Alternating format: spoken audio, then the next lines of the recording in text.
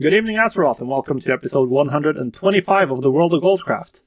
As usual, I'm your host, the Lazy Goldmaker of thelazygoldmaker.com.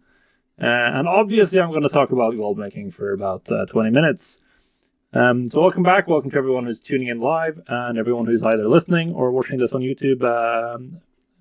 Hope you enjoy this episode. I'm going to talk about some high-profile stuff, a little bit of like high-level game design things related to World of Warcraft. And the current systems for gearing and power and what you can and can't trade to other people, which is obviously related to gold making. Of course, the podcast is made available by my patrons that, amongst other things, can get access to all of the guides I post on thelazygoldmaker.com 7 days ahead of time. So if you're interested in that, head on over to patreon.com/thelazygoldmaker.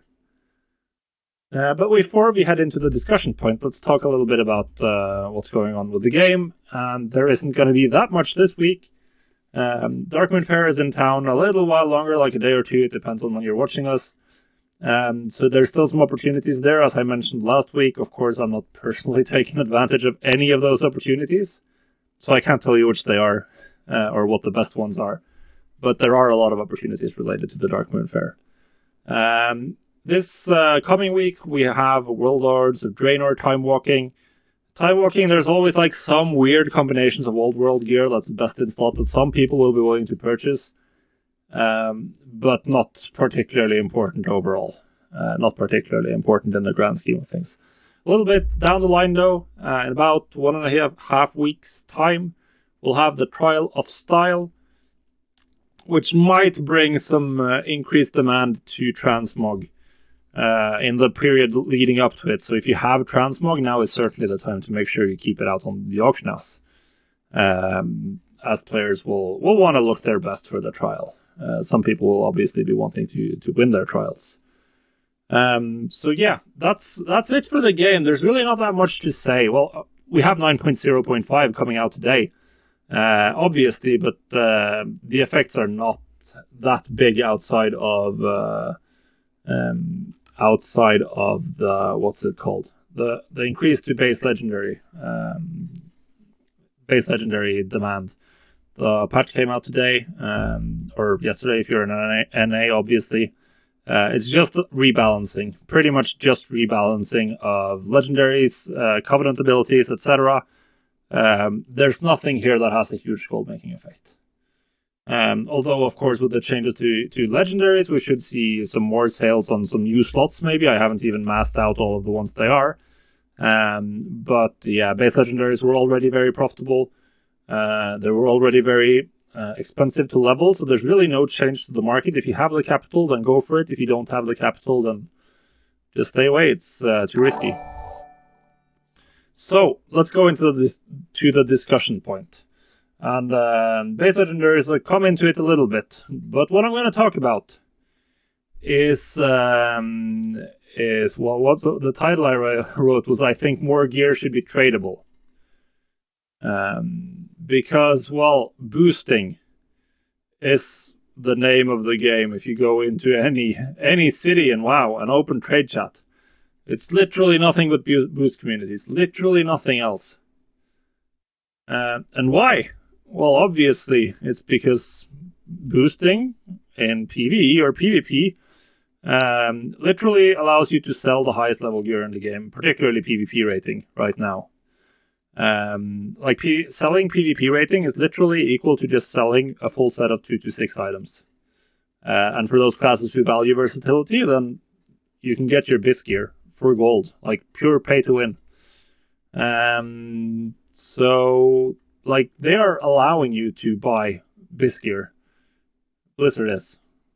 As long as you do it through a boost, whether a PvP boost, a raid boost, or now with 9.0.5 and Keystone Master achievement being linked to being allowed to upgrade your dungeon gear with Valor, you can buy full 220 gear now by buying the Keystone Master achievement from M+ boosters.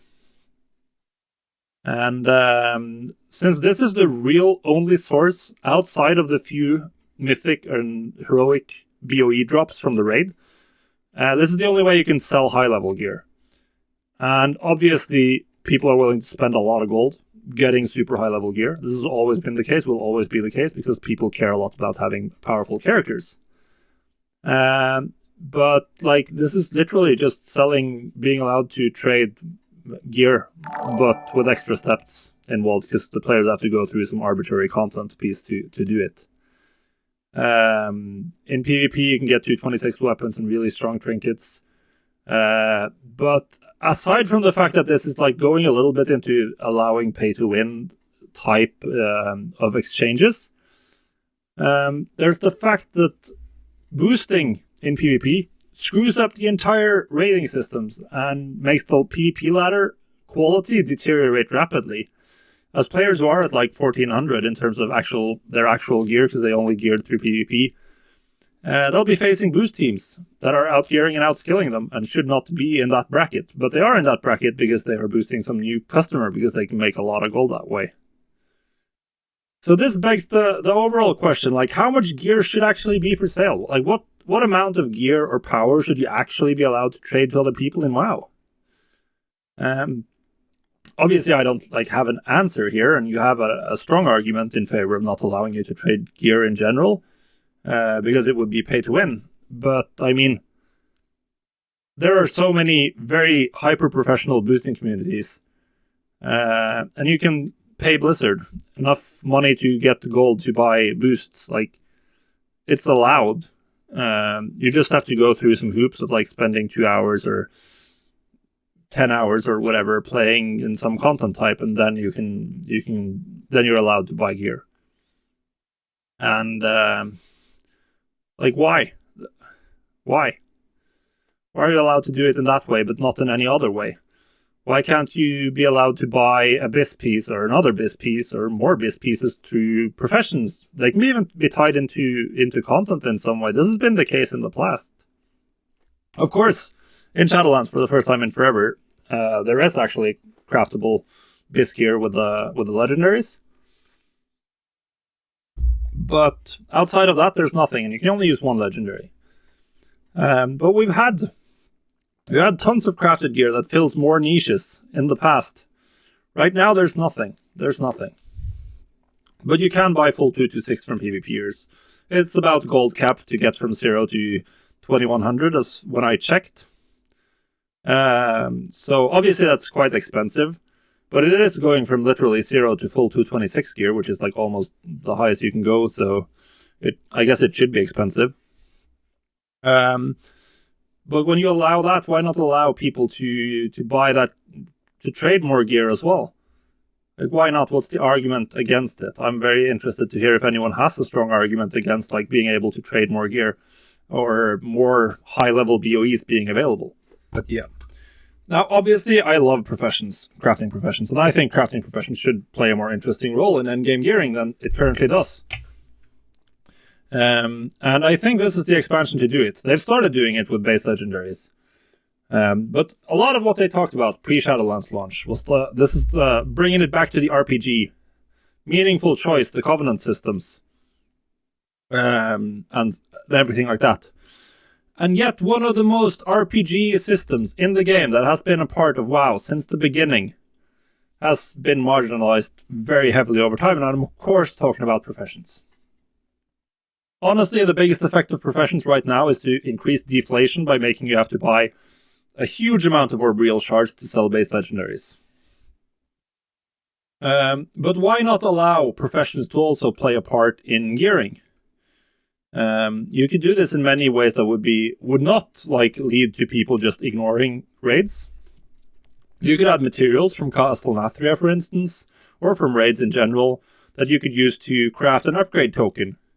So maybe you could use that to upgrade your normal gear by a couple of eye levels, or your heroic item level gear up to, let's say you could upgrade your early raid gear from 213 on heroic to 220, which is the gear you get from the Nathrius.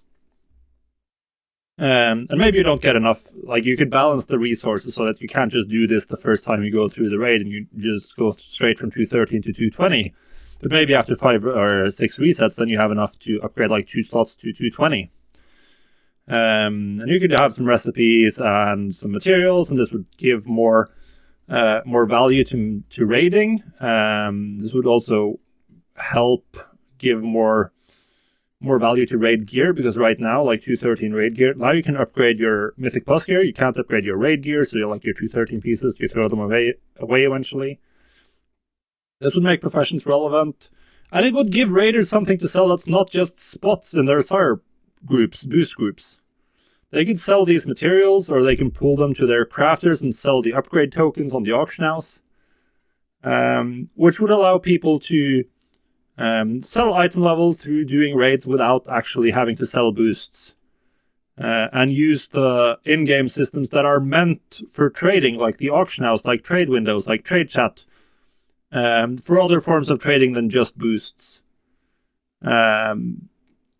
Like, I would like something like this. Like, I think if you are gonna let raiders or PvPers sell their gear, or sell gear through boosting, why not make it so it's tied into other systems and just tied into the trade system in the game?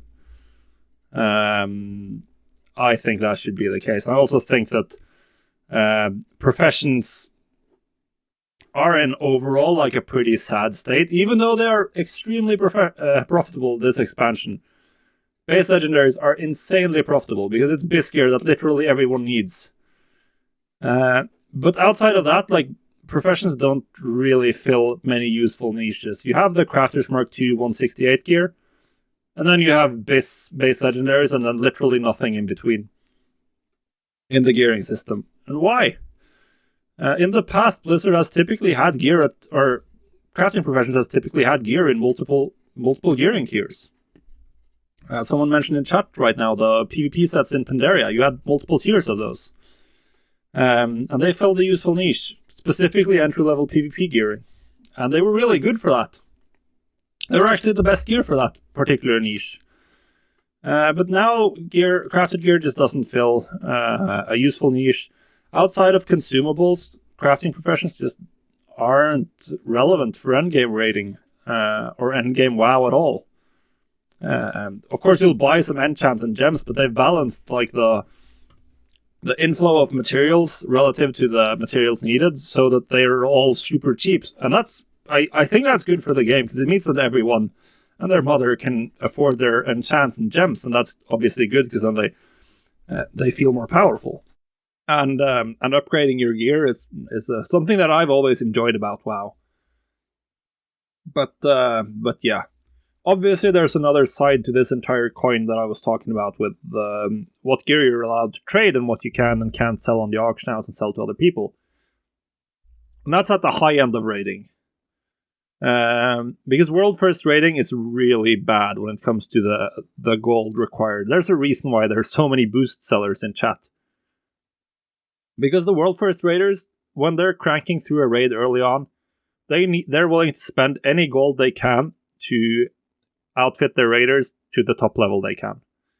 They spend literally hundreds of millions on buying BOEs across the entire region. Like, they'll pay for transfers and just transfer in any good pieces that are on a realm that they're not playing on. Of course, they boost themselves in Arena because they're good enough players that they can do that. But there's already a huge gold and resource demand that the world first raiders do in fact put on themselves, but that's beside the point. So if you increase the ability or the amount of power that you can trade to other players, or increase the amount of like super powerful BOE gear that you can actually trade, then that would obviously be putting a larger resource strain, and thus like boosting even more, because they would have to do more boosts to pay themselves back. And the fact that they buy up BOEs across the entire region is actually quite degenerate. Obviously, it's very profitable for Blizzard in terms of transfers and stuff. But the raiders have talked, like the World First Guilds have talked about the fact that they hate this, and I understand that, and I honestly think Blizzard should do something to discourage that. But you can solve this for like any system that I was talking about earlier, with like using materials from the raid to upgrade gear. You could time gate this. You could just like time gate the recipe behind 2 weeks or after the Mythic launches, or any such system. You can just arbitrarily time gate it until after Mythic has been cleared, and it's fine. then you're not putting any sort of huge demand on the top end raiders, and all of the casuals can use that as a way to increase their item level, which will just gradually nerf the raids and make them have more fun because they'll be clearing bosses by just like nerfing them by being stronger. So I think that would be nice. I think that there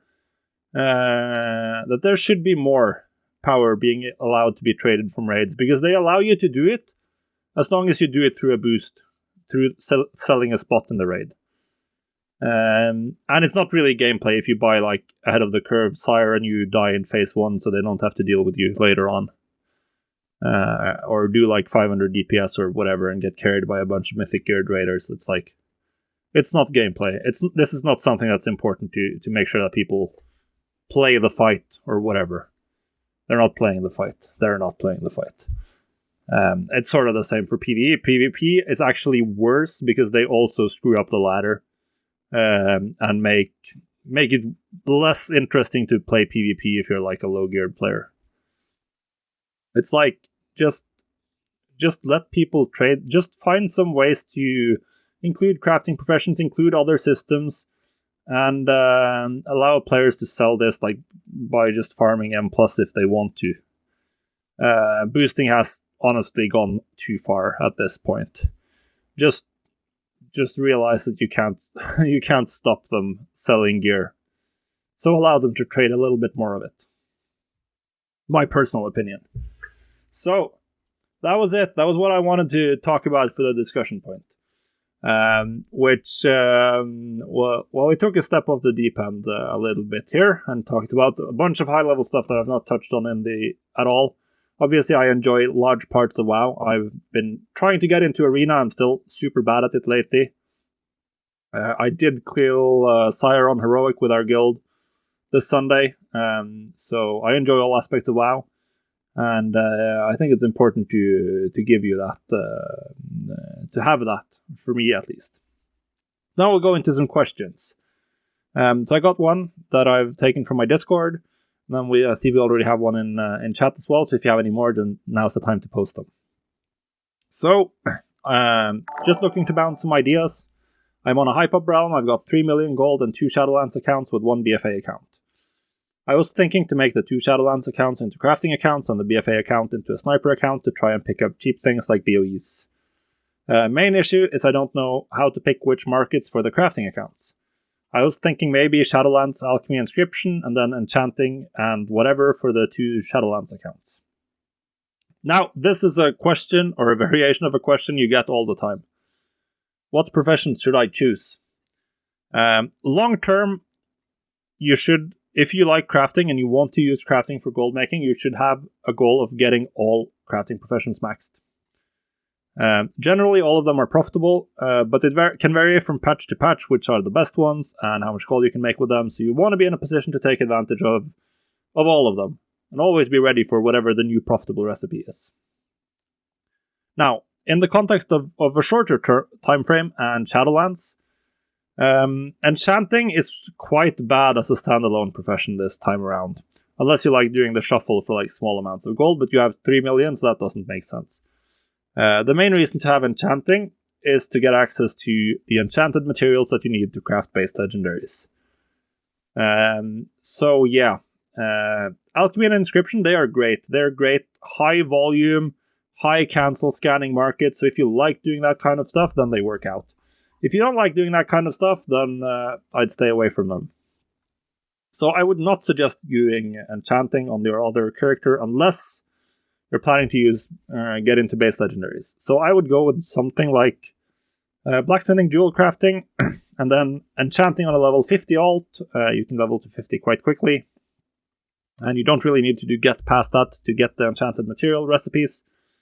Then you have blacksmithing and jewel crafting work together really nicely, both with base legendaries, because you can craft your own Shadowghast ingots for both professions, and the Crafter's Mark II gear, where the jewel crafting Crafter's Mark is very cheap, and you can use that to get a lot of 168 gear that sells really, really well.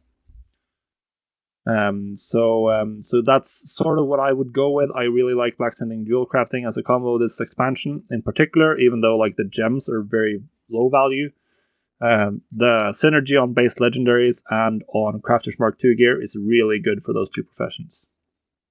Alchemy and Inscription, as I said, they work really well if you like cancel scanning and you like hunting for cheap herbs. That's sort of the way you make gold with those two professions. Then we have a question from chat here, from Jaco. How would you go about leveling legendaries? Finding the best to level, profit and selling rates, and what would you do with the rank 1 to 3? Keep them till profitable or sell at a loss? Right now, like I think I sold most of my rank 2s and 3s and 4s for a profit. I only sold my rank 1s for a loss. And right now you can find many rank 1s that even sell for a profit. But if you wanted to get into it right now, I would focus heavily on the high sale rate items. So if you have Trade Skill Master installed, then you can hover over the recipes once you have them, and it'll tell you the sale rate. And focus on the highest one first for your profession and level that to 4. If you don't have a lot of gold, then just craft up to rank 2 and then just craft like 2-3 rank 2s and post those. And they will sell, I can guarantee you. I sell out on rank 2s, rank 3s all the time for a profit on my realm. But not for all slots. Like for the least popular slots, they sell very slowly. For the most popular slots, like for instance, Shadowghast Greaves, the blacksmithing pants, they sell incredibly fast because it's one of the most sought after legendary slots specifically for plate classes. That's where most of the good, or a significant portion of the really good plate class legendary powers can be put, and you always want to put it on the highest stat budget slot you can. So plate legs are really good. Some other things that stand out, mail shoulders for hunters, mail boots for elemental shamans, tailoring robes and tailoring heads, they are really good. But there are several more as well, but just go for the ones that have the highest sale rate. And then build for there. Some of the lower ones I probably would suggest never leveling. This includes like leather belts. I still have 15 rank 3 leather belts that I'll probably never sell for a profit. So just stay away from the ones with super low sales numbers. Focus on the higher ones, and you should be able to profitably level your profession. There's even rank 1s that sell for a profit.